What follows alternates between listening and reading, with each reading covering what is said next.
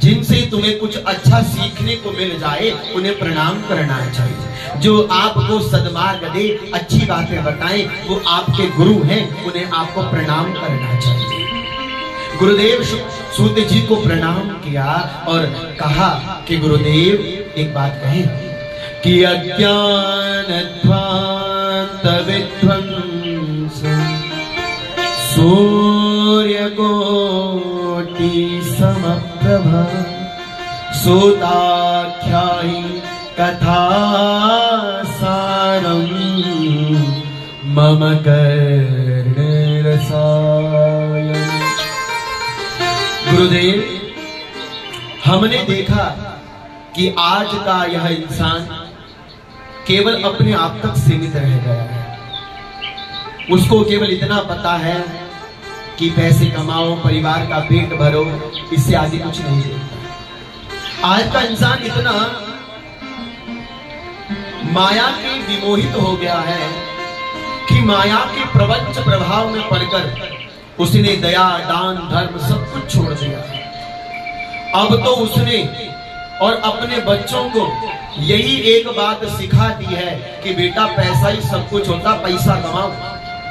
भले ही उसके लिए तुम्हें अपना धर्म छोड़ना पड़े, उसके लिए तुम्हें अपनी अच्छाइयां छोड़नी पड़े, बुराइयां पकड़नी पड़े तो पकड़ो, लेकिन पैसा कमाओ। भले किसी की जेब भी क्यों ना काटनी पड़े, बुरा क्यों ना करना पड़े, बस एक ही इंसान ने गुण सीख लिया है कि पैसा कमाओ, धन कमाओ। बस यही सबसे बड़ी विरासत इंसान की बन के उभर रही है। ऐसे में कि यह घोरे कलो प्राय जीवश्चाम असुरांगतः क्लेशाक्रांत सतशैव शोधने किं परायणम्। अब आप ही बताइए कि कलयुग के उस इंसान को जो आसुरी संपत्ति के पीछे लिपट कर बैठ गया है, ये मेरा, ये मेरा, ये मेरा, ये मेरा, ये मेरा, मुझको दे दो। अच्छा, ऐसे इंसान के लिए भला कोई रास्ता हो तो बताइए महाराज। ये महात्मा वो महात्मा है जो दूसरों की भलाई के लिए ही इस पृथ्वी पर माँ के गर्भ से जन्म लेकर आएगा। इन ऋषियों में और हमारे में यही अंतर है कि पहले हम अपने लिए सोचते हैं, फिर दुनिया के लिए सोचते हैं। लेकिन ये महात्मा ऐसे हैं कि जो अपना भी कल्याण करके जगत का कल्याण चाहने की कामना को रखते हैं। अब आप ही बताइए कि गुरुदेव, कृष्ण प्राप्ति करम शाश्वत साधनम तद्वधाधुना। इसलिए आप ही हमें बताइए कि हम भगवान की अखंड भक्ति को कैसे प्राप्त करें। परिवार के बीच में रहते रहते, अपने कर्म को करते करते हम भगवान की भक्ति को कैसे प्राप्त करें, हमें वो रास्ता और वो साधन दे दीजिए। तब श्री सूत जी कहते हैं कि हे शौनकादि 88,000 सुनो कि काल व्याल ग्रास त्रास निर्णास हेतवे श्रीमद्भागवतं शास्त्रं कलौ गिरिर्भाषितम्। सूत जी बोले कि हे ऋषि मुनि गणों, मैं आपकी बात समझ गया हूं। आप यही चाहते हो कि मानव का कल्याण कैसे हो। आप यही चाहते हो कि जो इंसान दिन भर केवल पैसा कमाने में व्यस्त है, उसका कल्याण कैसे हो। आपको पता है, भागवत जी कह रही है कि काल व्याल मुख ग्रास त्रास निर्णास हेतवे। ये संसार में जो भी मां के गर्भ से जन्म लेकर आ रहे हैं ना, हम आप सब, ये सब काल के काल में समाने वाले लोग हैं। ये संसार में कोई परमानेंट नहीं रहा। इस संसार में किसी की पद मान प्रतिष्ठा सम्मान ये सदैव के लिए नहीं बना रहा।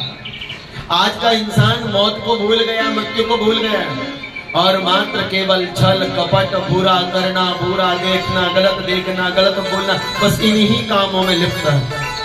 इसलिए ऐसे प्राणी जो कलिकाल के इन प्रपंचों में फंसकर अपने इस अनमोल तन को व्यर्थ कर रहे हैं, उन सभी भक्तों के लिए केवल एक ही साधन सबसे श्रेष्ठ साधन है, और वो साधन है भगवान की कथा।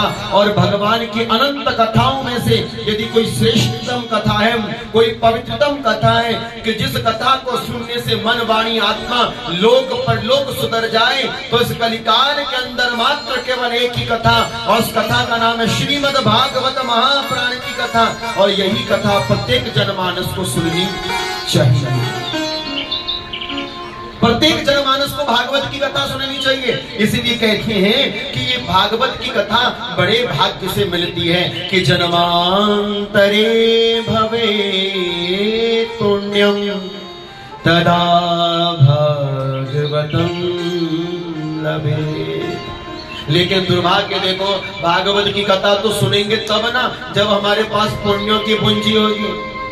जिनके पास पैसा था उन्होंने तो कोठी बंगला बना लिए, लेकिन जिनके पास पुण्य नहीं थे वो मात्र केवल कोठी में रह रहकर अंत में प्राणों को संसार में लगाकर चले गए। अच्छा, पुण्य भी होने चाहिए भगवान की कथा को सुनने के लिए। बिना पुण्यों के यहाँ बैठना बड़ा कठिन है मेरी माँ।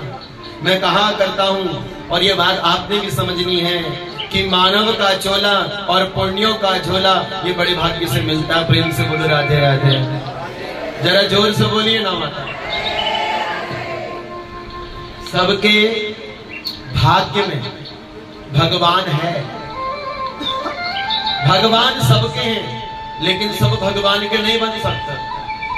भागवत की कथा किसी एक की कथा नहीं है कि सोचो कि ये हमारी नहीं, ये सबकी कथा है। भागवत की कथा सबकी है, लेकिन सबसे बड़ी बात है कि सबकी होकर भी सबकी नहीं है। इसको लेने के लिए आपने अपने पुण्य जोड़ने पड़ते हैं।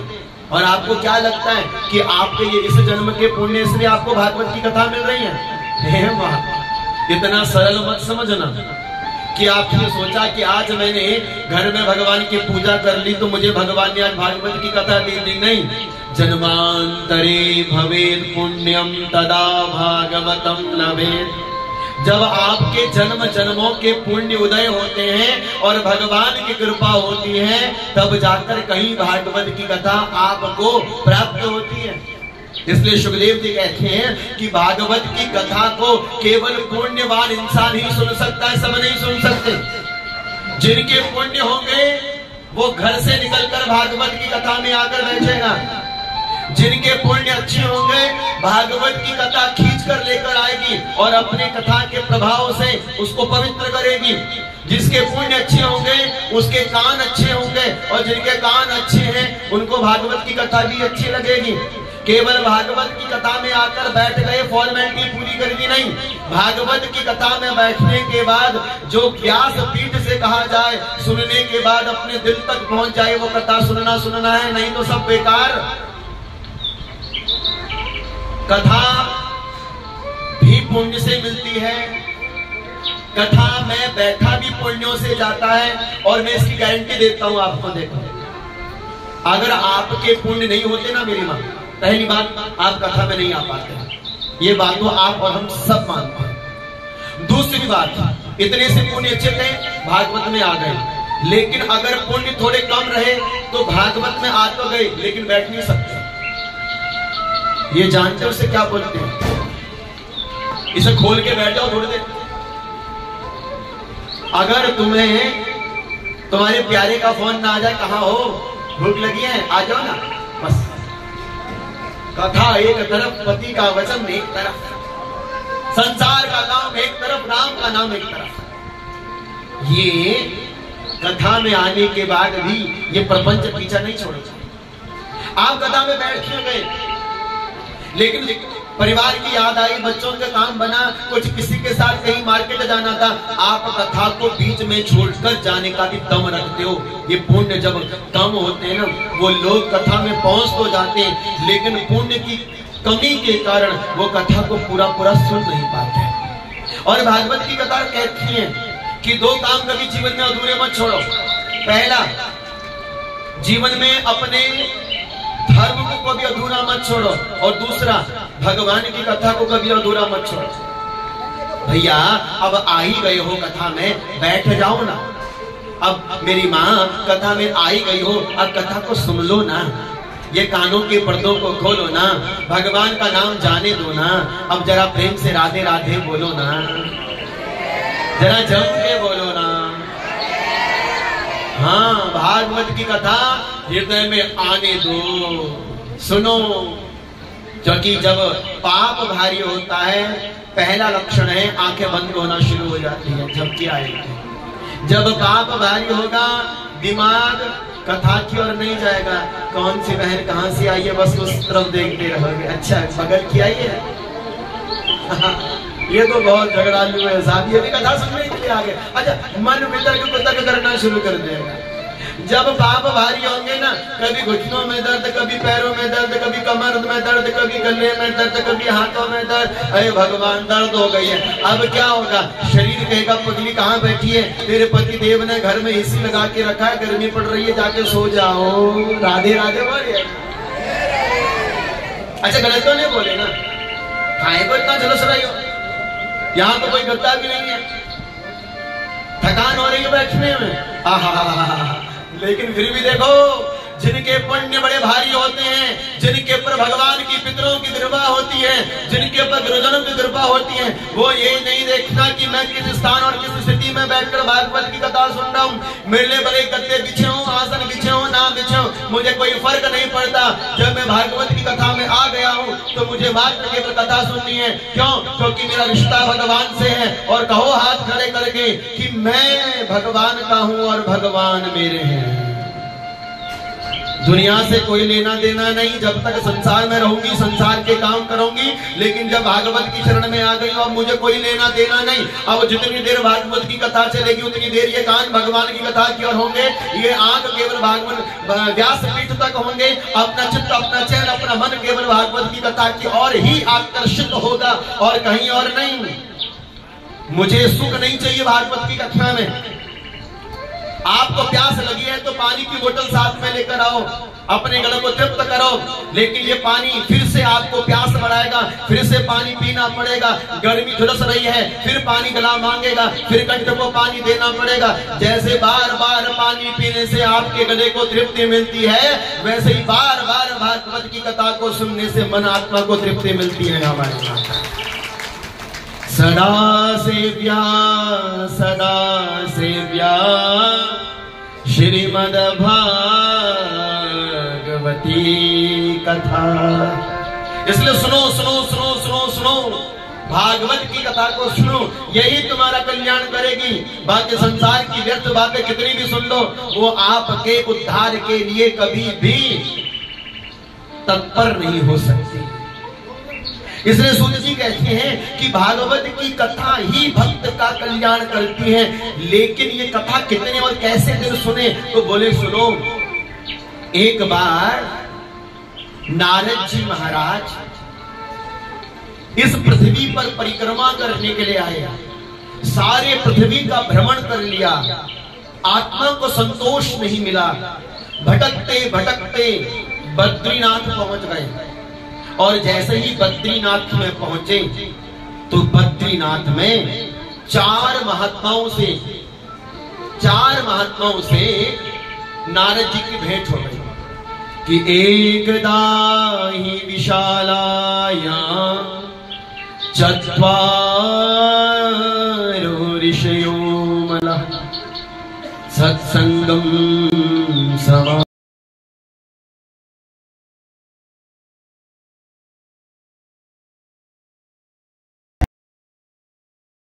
जा रहे हैं इतनी तेजी से, क्या बात हो गई?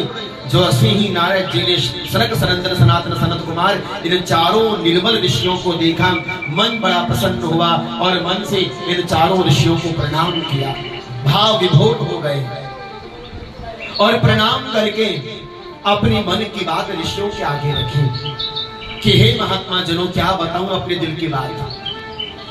मेरा आज मन किया कि मुझे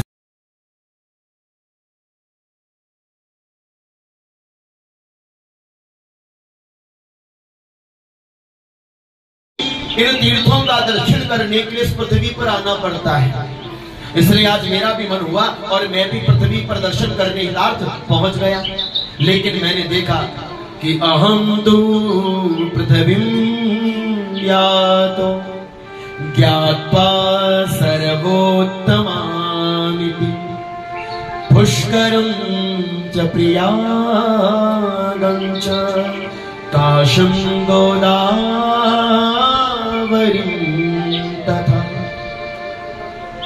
मैं हरिद्वार गया, काशी गया, मथुरा गया, माया, कांची, अवंतिका, पुरी, द्वारवती, गंगा, यमुना, कावेरी, सरयू, महेंद्रिया, चरणोवती, वेदिका, सारे तीर्थों में गया, लेकिन मुझे कहीं संतोष नहीं मिला, मन को प्रसन्नता नहीं मिली। हम केवल भगवान की पूजा